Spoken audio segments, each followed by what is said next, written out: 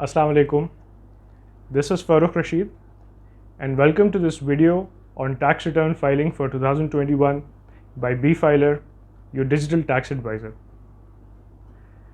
जब से FBR ने ऑनलाइन रिटर्न फाइलिंग स्टार्ट किया है थ्रू आयरिस, ये तारीख में पहली दफ़ा ऐसा हुआ है कि इन्होंने करंट टैक्स ईयर की फाइलिंग जो है, जो कि अभी जैसे हम 2021 की फाइलिंग करेंगे, सो this is the first time कि 1 जुलाई से ही उन्होंने उसके ड्राफ्ट फॉर्म्स अपलोड करके और फाइनल एक फॉर्म में ले आके पब्लिक के लिए ओपन कर दिए. So what that effectively means इसके ये हमारा, क्योंकि जो स्टैट्यूटरी टाइमलाइन है वो 3 मंथ्स होती है जो कि FBR को देना होता है for return filing bye individuals, partnerships, जिनकी ये नॉर्मल डेडलाइन है टिल 30 सितंबर. सो हिस्टोरिकली क्या होता था कि वो क्योंकि फॉर्म्स डिस्क्लोज ही लेट करते थे, उसकी डेवलपमेंट में टाइम लगता था, तो फिर लोग रिक्वेस्ट भी करते थे कि नहीं आप इस पीरियड को एक्सटेंड कर दें, 30 सितंबर को आप फॉर एग्जांपल अक्टूबर तक ले जाएं, नवंबर तक ले जाएं. Now because this has been the first time historically कि उन्होंने 1 जुलाई को ही इसको जो है वो पब्लिक कर दिया. So now FBR can claim कि अच्छा मैंने आपको राइट अवे जो है वो 3 मंथ्स का पीरियड दे दिया. Now FBR is not under an obligation legally speaking कि वो इस पीरियड को एक्सटेंड करे. एंड हत्तल इम्कान प्रोफेशनल्स की जो एक सबकी राय है मुतफ़िका इस मामले में यही है कि इस साल हम एक्सपेक्ट ना करें कि FBR कोई या तो सिग्निफिकेंट कोई इस पीरियड के अंदर एक्सटेंशन देगा या बिल्कुल भी एक्सटेंशन देगा. सो आपके लिए सबसे पहला नुक्ता आज की इस डिस्कशन का समझना ये ज़रूरी है that you should expect that for individuals and partnerships जो आपकी रिटर्न फाइलिंग की डेडलाइन है वो 30 सितंबर ही रहेगी और इसी के अंदर ही आपने अपना टैक्स रिटर्न फाइल कर देना है.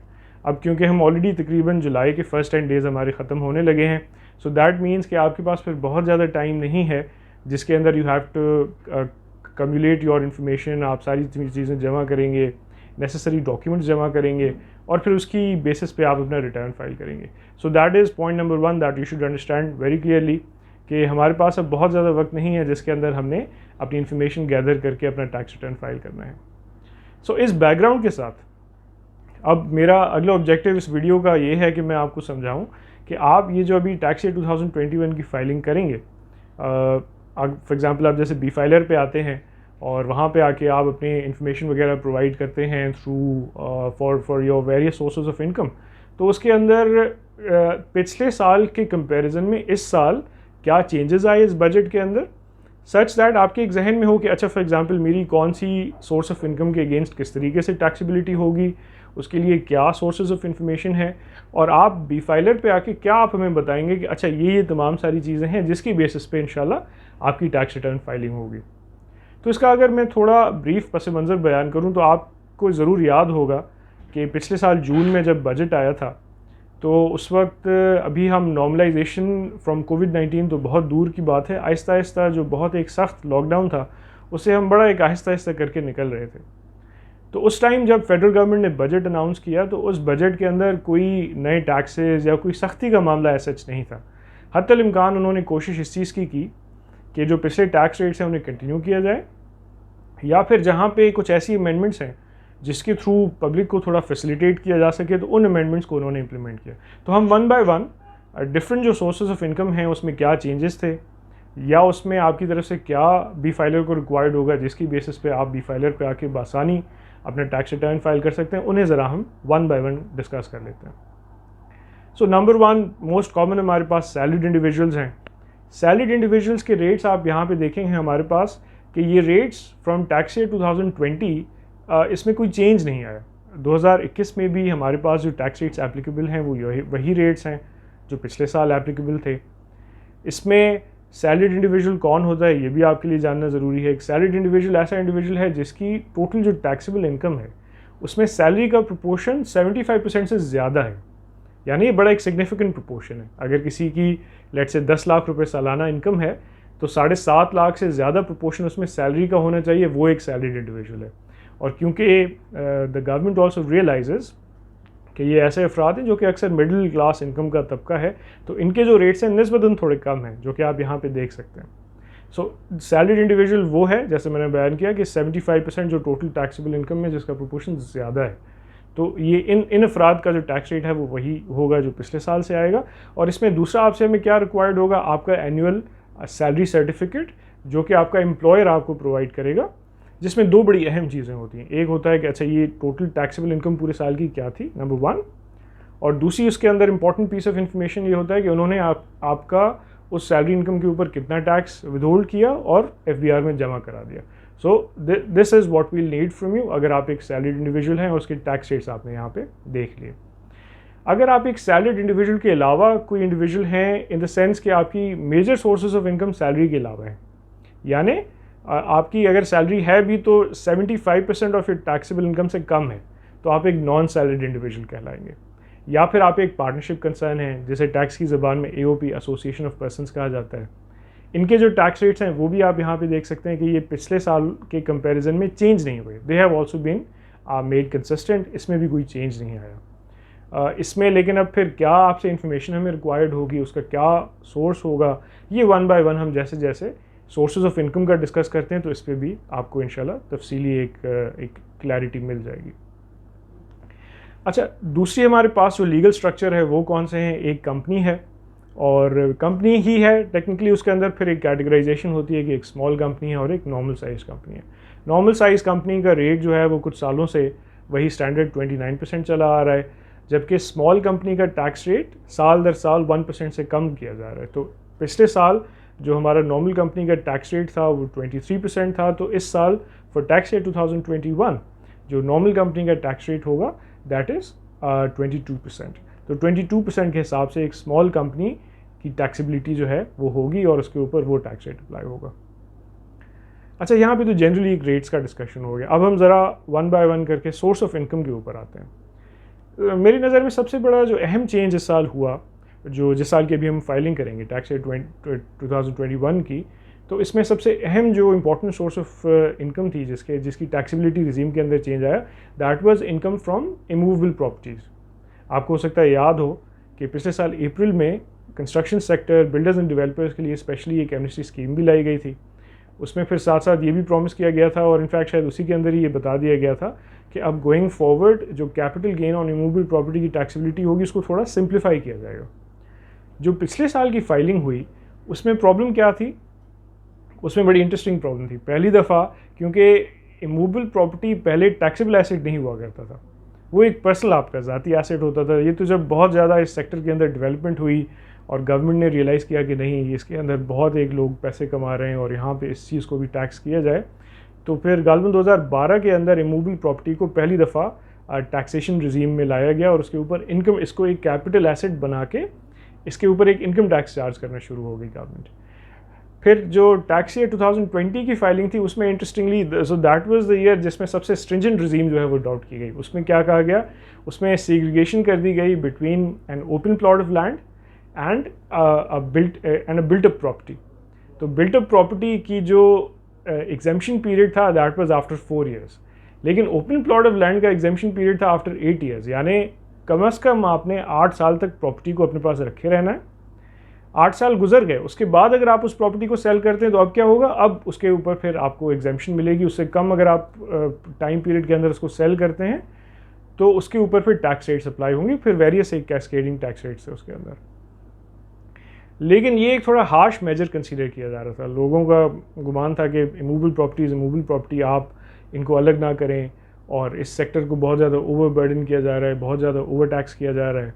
फिर जो ओवरऑल कंस्ट्रक्शन सेक्टर है जो कि क्लेम करता है कि उनके साथ 40 एलाइड इंडस्ट्रीज़ मुंसलिक हैं, उनको भी फैसिलिटेट करना था क्योंकि इन द वेक ऑफ कोविड-19 इस पर्टिकुलर सेक्टर को स्टिमुलेट करना बहुत ज़रूरी था ताकि इकोनॉमिक एक्टिविटी दोबारा बढ़े। तो इस चीज़ को मद्देनज़र रखते हुए अब जो capital gain on immovable property की टैक्सेशन है उसको काफ़ी फिर से एक दफ़ा उसके अंदर चेंजेस किए गए, उसको रिफ़ाइन किया गया और अब ये कहा गया कि अब इन दोनों टाइप्स ऑफ प्रॉपर्टीज़ के अंदर जो है वो डिफ्रेंशिएट नहीं किया जाएगा। ख्वाह आपकी बिल्टअप प्रॉपर्टी हो या आपकी इमूवेबल प्रॉपर्टी हो, दोनों का बेसिक एग्जेम्पशन का period is now what 4 years. 4 साल अगर आपने अपनी प्रॉपर्टी रखी है तो और इस पीरियड के अंदर अगर आपने सेल कर दी तो अब उसके ऊपर वही 4 सालों का एग्जेम्पशन पीरियड अप्लाई होगा। और किसी ने 4 सालों के बाद अगर प्रॉपर्टी अपनी सेल की है इस माली साल में, तो अभी जो हम उनका टैक्स रिटर्न फाइलिंग करेंगे उसमें हम यही रेट्स अप्लाई करेंगे और यही जो बेसिक एग्जेम्पशन पीरियड है वो हम फॉलो करेंगे। So this was a very important change और जिन लोगों ने थोड़ा वेट कर लिया और इस पीरियड के अंदर अपनी प्रॉपर्टी सेल की है तो मेरी नज़र में वो लकी होंगे कि उनकी जो टैक्स रेट्स हैं वो भी उनके ऊपर कम अप्लाई होंगे और जो होल्डिंग पीरियड है उसको भी काफ़ी कम कर दिया गया। अच्छा, टैक्स रेट्स भी हाफ कर दिए गए। पहले जो tax rate minimum tax rate था दैट वाज 5%। अगर आपकी टैक्सेबल इनकम जो थी अप टू 5 मिलियन रुपीज़ थी, उनको भी हाफ कर दिया गया था फॉर दिस ईयर। तो अभी जो 2021 की हम फाइलिंग करेंगे इसमें हम यही रेट्स फॉलो करेंगे। अच्छा, इसमें जो मेरे बेसिक टैक्स रेट है दैट इज़ 2.5%, फिर उसको आहिस्ता आहिस्ता बढ़ा के 5% एंड 7.5% तक ले जाया जाएगा depending on the amount of your capital gain. So ये ब्रॉडली एक टैक्सेशन रिजीम है फॉर इमूवेबल प्रॉपर्टी टैक्सेशन, जो कि हम इस साल अपना जो फाइनेंशियल ईयर हम फाइल कर रहे हैं, टैक्स रिटर्न फाइल कर रहे हैं, उसमें हम फॉलो करेंगे। इसके अलावा कैपिटल गेन दूसरा हमारे पास कौन से सोर्सेज होते हैं, दूसरा आपके नॉलेज में होगा कि जो इक्विटी सिक्योरिटीज़ होती हैं, शेयर्स होते हैं, उनके ऊपर हमें कुछ कैपिटल गेन हो तो उसके ऊपर एक सर्टेन टैक्स रेट अप्लाई होता है, तो उसका भी जो टैक्स रेट है that is same as previous year 15%। और ऐसे ही जो डिविडेंड है, तो डिविडेंड का भी जो टैक्स रेट है वो भी वही 15% है जो पिछले साल में था। सिर्फ इसमें आपके लिए समझना ज़रूरी है कि सोर्सेज ऑफ इंफॉर्मेशन आपकी तरफ से हमें क्या चाहिए होंगे। तो इसके 3 डिफरेंट एंगल्स हैं, वो 3 चीज़ें आपने हमें प्रोवाइड करनी है अगर आप बी फाइलर पे आके आप अपना टैक्स रिटर्न फाइल करते हैं। और प्रोवाइड आप हमें नहीं करेंगे, बेसिकली आप वहाँ पे जो इन्फॉर्मेशन है वो आप प्लेटफॉर्म पे अपलोड करेंगे और उसके बेसिस पे फिर आपका टैक्स रिटर्न फाइल होगा। सबसे पहली जो चीज़ है वो क्लोजिंग जो 30 जून 2021 है, उसमें इक्विटी सिक्योरिटीज़ की जो क्लोजिंग पोजीशन है वो आप हमें बताएंगे। वो CDC का सर्टिफिकेट है, उसका एक इलस्ट्रेटिव आप यहाँ पे देख सकते हैं। अच्छा, फिर इसके अलावा जो है पूरे साल में आपके इक्विटी सिक्योरिटीज़ के ऊपर क्या गेन लॉस रहा, ये NCCPL का एक सिंगल पेजर स्टेटमेंट होता है जिसका एक इलस्ट्रेटिव आप यहाँ पे देख रहे हैं। सो ये भी आप हमें प्रोवाइड करेंगे। इसमें जो अमाउंट ऑफ गेन लॉस है ये आप हमें वहाँ पे बताएंगे। उसके अलावा डिविडेंड स्टेटमेंट ये भी आपको CDC से मिलेगा कि अच्छा पूरे साल में आपने जो इक्विटी सिक्योरिटीज़ अपने पास रखी हैं उसमें आपको कितना डिविडेंड मिला। सो ये भी आपको CDC से मिलेगा और इसका भी एक इलस्ट्रेटिव स्टेटमेंट आप यहाँ पे देख रहे हैं। इसमें सिक्योरिटी बाय सिक्योरिटी आपको बताया जाता है कि अच्छा ये आपका टोटल डिविडेंड था, इसके ऊपर ये टैक्स डिडक्ट किया गया depending on whether you are a filer और यू आर नॉन फाइलर। अगर आप फाइलर हैं तो आपका जो टैक्स रेट है वो 15% है, अगर आप नॉन फाइलर हैं तो टैक्स रेट इज़ 30%। तो ये एक CDC का एक स्टेटमेंट है जिसकी बेसिस पे आप इंफॉर्मेशन अपनी अपलोड करेंगे बी फाइलर पे लॉगिन करके और उसकी बेसिस पे आपका टैक्स रिटर्न फाइल हो जाएगा। सो ये ओवरऑल यहाँ पे हमने capital gain on your capital assets का हमने यहाँ पे डिस्कशन यहाँ पे क्लोज़ किया। उसके अलावा दूसरी हमारे पास कौन सी सोर्स ऑफ इनकम है, इनकम फ्रॉम प्रॉपर्टी। अच्छा, इनकम फ्रॉम प्रॉपर्टी इसको लोग अक्सर कंफ्यूज करते हैं मूवेबल प्रॉपर्टी की टैक्सेशन से। इनकम फ्रॉम प्रॉपर्टी टैक्स की ज़बान में रेंटल इनकम कहा जाता है। अच्छा, रेंटल इनकम आपको जब मिलेगी तो उसकी टैक्सेबिलिटी किस तरीके से होगी वो इस हेड ऑफ इनकम के अंदर कवर की जाती है। इसमें अगर मैं रेट्स की बात करूं तो रेट्स आप देखेंगे 5% to 35%, ये वही रेट्स हैं जो पिछले सालों में थे हमारे पास। तो रेट में कोई भी इनकम फ्रॉम प्रॉपर्टी के अंदर चेंज नहीं किया गया। लेकिन इसमें एक अहम नुक्ता है वो आपको समझाने की ज़रूरत है। जो अभी हम जो टैक्स रिटर्न फाइलिंग कर रहे हैं फॉर 2021 तो उसमें वो चीज़ अप्लाई हो रही है, तो ये आप समझें ज़रा। Basically depending on your legal structure, मुराद ये कि आप एक इंडिविजुअल हैं या एक पार्टनरशिप हैं या आप एक कॉर्पोरेट एंटिटी हैं, as a recipient of rental income, यानी आपको रेंटल इनकम दी जा रही है, तो depending on your legal structure आपकी जो टैक्सेबिलिटी है वो चेंज है।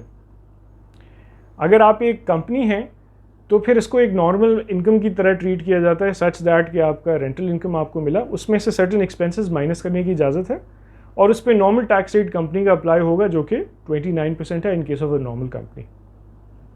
अगर आप एक इंडिविजुअल हैं तो पिछले साल तक आपको ये एक ऑप्शन अवेलेबल था कि अगर आपकी जो रेंटल इनकम है अगर वो सालाना बेसिस पे 40 लाख से ज़ायद है, 4 मिलियन रुपीज़ से ज़्यादा, तो फिर आपके ऊपर ये ऑप्शन था कि आप ये कर लें कि अच्छा आप उसको नॉर्मल टैक्स रेट में ले जाएं लेकिन उसमें से एक्सपेंसेस माइनस कर लें।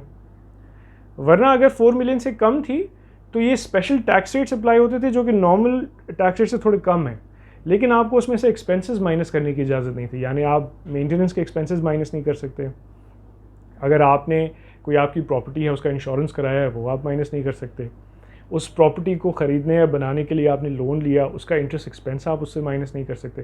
तो ये क्या कहलाता था, सेपरेट ब्लॉक ऑफ इनकम। तो स्पेशल टैक्स रेट्स ये जो पिछले साल में है ये सिर्फ आप तभी अवेल कर सकते थे जब आपकी रेंटल इनकम 4 मिलियन से कम है और आप उसमें से एक्सपेंसेस माइनस नहीं कर सकते। इस दफ़ा एक ये एडिशनल एक आपको बेनिफिट दिया गया कि अच्छा अब ये 4 मिलियन की लिमिट आपके ऊपर अप्लाई नहीं होगी, आप जब चाहें आपकी रेंटल इनकम बेशक 2 मिलियन हो, 1 मिलियन हो, 1.5 मिलियन हो, कुछ भी हो, आप क्या करें, आप जो है नॉर्मल को ऑप्ट करना चाहें आप नॉर्मल को ऑप्ट करें।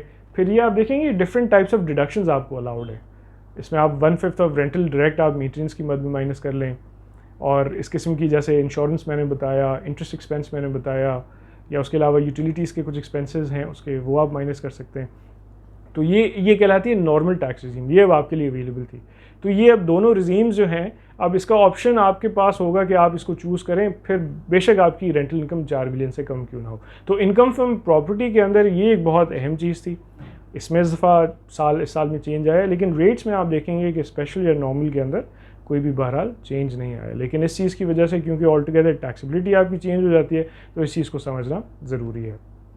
अच्छा, उसके अलावा प्रॉफिट ऑन डेट एक दूसरी बड़ी common source of income. Profit और इन डेट के भी जो टैक्स रेट्स हैं वो आप देखेंगे, ये 3 हमारे पास टैक्स रेट्स हैं, इसके अंदर कोई भी चेंज नहीं आया। बेसिक वही 15% है। फिर जैसे जैसे आपकी प्रॉफिट ऑन डेट बढ़ता जाता है, 5 to 25 मिलियन एक डिफरेंट रेट है, उससे ऊपर जाएँ 36 मिलियन तक डिफरेंट रेट है, 36 मिलियन से ऊपर चले जाएँ तो एक नॉर्मल इसको इनकम कंसीडर किया जाता है। तो इस रिजीम के अंदर तो कोई भी चेंज नहीं है। सिर्फ एक इसके अंदर कॉम्प्लिकेशन आती है।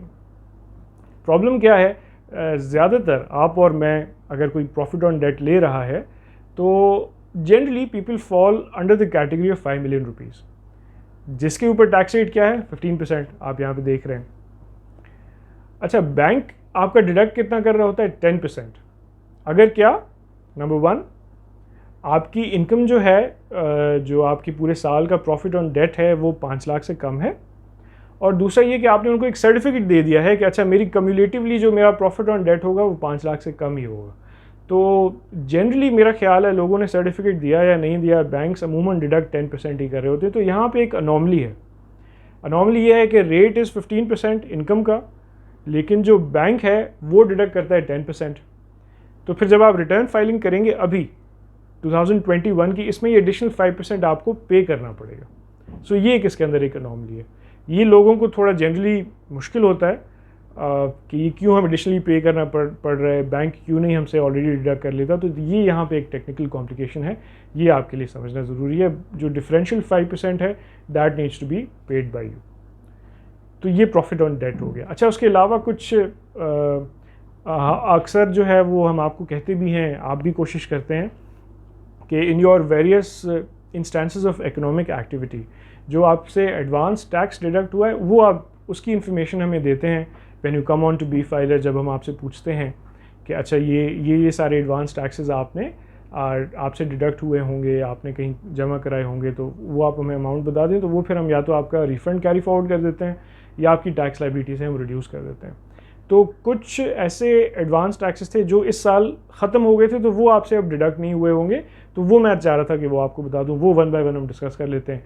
सो नंबर 1 वॉज कि अगर आपके बच्चों की फ़ीस जो है वो पूरे साल की अगर 2 लाख से ज़्यादा है तो उस पर 5% डिडक्शन होता था एडवांस एडजस्टेबल टैक्स की मद में। सो वो इस साल फॉर टैक्स ईयर 2021 ख़त्म कर दिया गया था फॉर एन एक्टिव फाइलर। अगर आप एक्टिव फाइलर हैं तो फिर आपके ऊपर अप्लाई नहीं होगा। ऐसे ही उसके अलावा कुछ 3-4 और एलिमेंट्स थे वो भी अब आपके ऊपर अप्लाई नहीं होंगे। जैसे फॉर एग्जांपल इसमें जो है आपका इंश्योरेंस प्रीमियम है, इसमें अगर आप एक्सपेंसेस रेमिट आउट करते हैं फ्रॉम आउटसाइड पाकिस्तान एजुकेशन की मद में, उसमें डिडक्ट होता था, वो इस साल ख़त्म कर दिया गया। और फंक्शंस एंड गैदरिंग्स वगैरह अगर क्लब्स में कहीं बैंक्वेट वगैरह में आप कर रहे थे तो उसके ऊपर टैक्स लगता था 5%, उसको ख़त्म कर दिया गया। तो ये अब आपके पास एडवांस एडजस्टेबल टैक्स इस साल में नहीं अवेलेबल होगा जिसकी आप फिर एडजस्टमेंट करा सकें। सो दिस वाज इंपॉर्टेंट कि ये आपकी नॉलेज में होना चाहिए। अच्छा, यहाँ तक हमने जो है वो सोर्सेज ऑफ इनकम वगैरह को डिस्कस किया। आपके इनकम टैक्स रिटर्न का एक दूसरा जो अहम पहलू है वो है वेल्थ स्टेटमेंट। तो दूसरी जो चीज़ें आप प्रोवाइड करेंगे अपने बैंक बैलेंसेस वगैरह, इमूवेबल प्रॉपर्टी के अंदर कुछ चेंजेस आए, प्राइस बॉन्ड्स हैं, इक्विटी सिक्योरिटीज़ हैं, यानी एसेट्स के अंदर जो भी आपकी चेंजेस हैं, अब वो वाया इनहेरिटेंस हो सकते हैं, गिफ्ट्स हो सकते हैं, या आपकी इनकम हो सकते हैं, या आपके एक्सपेंसेस हैं, या आपने इनहेरिटेंस या गिफ्ट किसी और को दे दिया। तो ये तमाम सारी चीज़ें जो हैं वो भी आप इकट्ठे कर लें इंशाल्लाह। बी फाइलर पे आ जाएं, पहली दफ़ा आप कर रहे हैं तो आप साइन अप हो, साइन इन हो, आप रिपीटेडली पिछले सालों भी आपने किया है, दोबारा आ रहे हैं, मोस्ट वेलकम, ज़रूर आएँ, अपने साथियों को बताएं, दोस्तों को बताएं, क्योंकि एक बहुत अच्छी चीज़ है, बहुत आसान तरीके से आप अपनी रिटर्न फाइलिंग कर सकते हैं, all assisted with expert advice. तो ज़रूर आप हमारे साथ कनेक्टेड रहें, बी फाइलर की वेबसाइट पे भी, ऐप पे भी और हमारे इस यूट्यूब पेज पे भी, ताकि इस किस्म की और इंशाल्लाह इन्फॉर्मेटिव वीडियोस हम आप तक लाएं और अच्छा कंटेंट लाएं और आप एक ना सिर्फ एक ज़िम्मेदार शहरी बल्कि एक pre informed and well informed एक ज़िम्मेदार शहरी की तरह अपनी टैक्स रिटर्न फाइलिंग करें। This is Farooq Rashid from B filer signing off and do stay connected to us. अपना ख्याल रखिएगा और इंशाल्लाह इस किस्म का कंटेंट हम और आपके पास लाते रहेंगे। अस्सलाम वालेकुम।